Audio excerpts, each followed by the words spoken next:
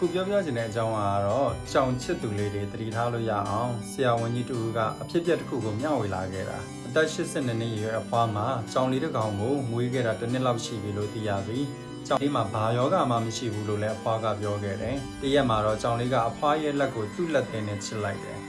စသချင်းမှာလက်ကအနီဘူးလေးတွေဖြစ်သွားတယ်အဲ့လိုကနေတဖြည်းဖြည်းနဲ့ရောင်လာပြီးပုံပါအတိုင်းလက်အနေထားဖြစ်သွားတယ်။အဲ့ဒီရောက်လာပြီးလက်ရောချမ်းရောနားချင်းကြိုက်ခဲလာခဲ့တယ်။ဒါနဲ့အဖွားကအိမ်နာကစီကံကိုတော့ပြတော့ဆရာဝန်ကစီးထိုးစီးတောက်ပေးလိုက်တယ်။ဒါလည်းမသက်တာတော့29ရက်12လ2025နှစ်မှာထပ်ပြီးတော့ပြခဲ့တယ်တဲ့။ဆရာဝန်ကစီး3ရက်စာပေးလိုက်တော့အယောင်လဲကျသွားပြီးနာတာတက်တာသွားတယ်။ဟုတ်တော့ဆရာဝန်ကအဆင့်ဆင့်ကုပေးလိုက်တာနောက်ဆုံးတက်တာသွားတယ်လို့သိရတာပေါ့လေ။ဆရာဝန်ပြောပြလာတာကဒီလိုအိမ်မွေးတိရစ္ဆာန်တွေရဲ့လက်သေးကဘက်တီးရီးယားပိုးတွေရှိနေတတ်တယ်။ဒီယောဂနာမည်ကတော့ Kutch Sakrat Disease လို့ခေါ်တယ်။